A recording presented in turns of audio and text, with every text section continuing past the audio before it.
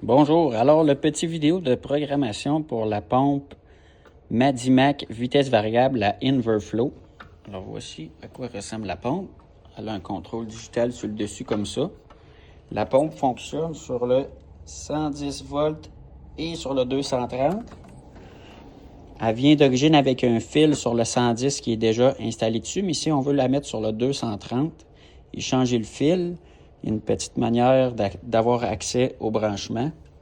Donc, en dessous du case ici, il y a des vis qu'il faut enlever.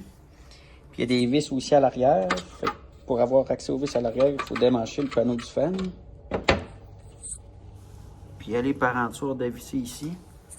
Puis ensuite de ça, on est capable de lever le couvercle pour avoir accès au branchement qui est juste ici, comme ça. Fait que la pompe, elle, est intelligente. Elle détecte le 110 et le 220 de manière automatique. Fait qu'on fait juste rebrancher les fils exactement à la même place de où ils sont à l'origine. Fait que j'ai mon ligne 1 là, mon ligne 2 là, puis mon ground qui est ici. Puis le branchement électrique est fait par la suite. Fait que la pompe va détecter si c'est du 110 ou du 220 toute seule. Alors, quand je replace ça comme ça. Là, ma pompe, présentement, elle est sur le 220. On va aller faire la programmation de la pompe maintenant. Je vais mettre du coup. Bon, fait que maintenant, on va faire la programmation de la pompe vitesse variable Madimac. Moi, je suis présentement sur le 220, puis je suis connecté dans l'atelier sur le bac à eau au magasin. Donc, je vais mettre mon courant. Puis là, elle va ouvrir.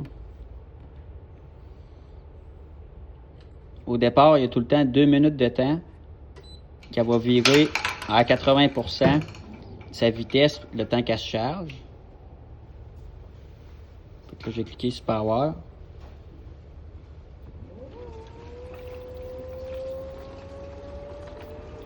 Fait que là, elle va virer à 80% de sa vitesse. Là, je suis présentement sur le mode amorçage. Puis ça, c'est mon temps d'amorçage. Si je veux quitter mon mode d'amorçage, je vais cliquer 3 secondes. Enfin, plus que 3 secondes, je vais maintenir ici. Mon mode power, mon mode cadenas pour aller dans mon mode programmation. Fait que cette pompe-là, elle est programmée avec des timers. Fait que j'ai mis 4 timers en haut. 1, 2. Pendant un peu, je vais essayer de faire le focus. J'ai mis timers 1, 2, 3 et 4 sont en haut. Là, présentement, mon 1 il est allumé, fait que je suis sur mon timer 1 présentement. Puis ma vitesse est à 75%. Si je veux savoir, si je veux baisser ma vitesse. Ensuite de ça, pour aller modifier mes timers, je dois cliquer sur ça ici comme ça. Fait que quand je clique une fois sur mon horloge, c'est mon heure. Fait que présentement, il est vraiment 11h26. Mais si, admettons, il était plus tôt, on va dire qu'il était 9h26 ou 10h26. J'y vois avec les flèches pour modifier mon heure. Ensuite de ça, je reclique sur l'horloge. Puis je vais pouvoir modifier mes minutes. Après ça, quand je veux confirmer, je reclique sur l'horloge. Bon, là, ma lumière timer 1 vient d'allumer en haut. Fait que là, je suis dans la programmation de mes timers. STA, c'est pour Start. Fait que ça va être mon heure de démarrage. Fait que mon heure de démarrage va être à minuit.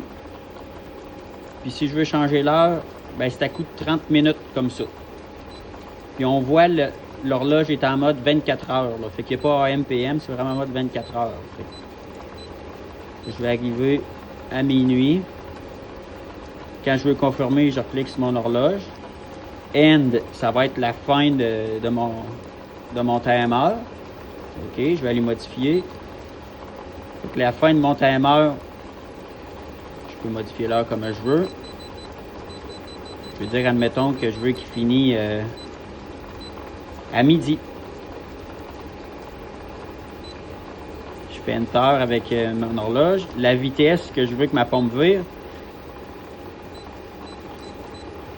je veux qu'elle vire, admettons, à 55%. Je vois c'est ma vitesse ici. Fait que là, je fais ça pour confirmer. Toute seule, ça switch à mon timer 2, que je recommence avec un nouveau start. Fait que je reclique sur mon horloge, je peux rebouger mon heure encore. Fait que de midi à la fin qui va être minuit.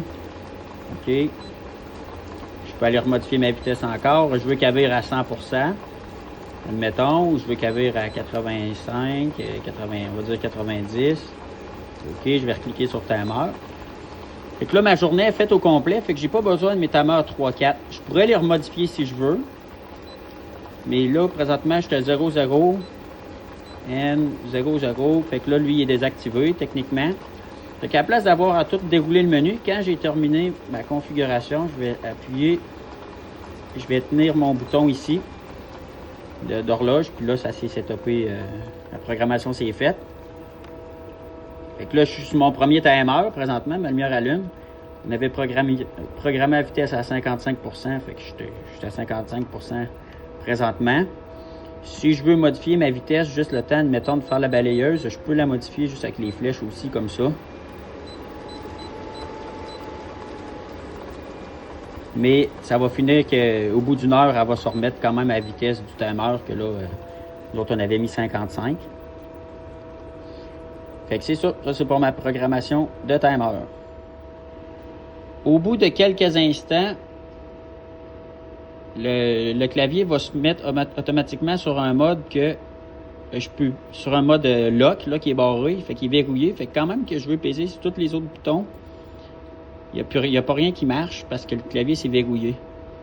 Fait que si je veux être capable d'aller jouer dans mes programmes, puis ça marche pas, ben là, si je veux être capable, il faut que j'appuie 3 secondes sur mon cadenas ici.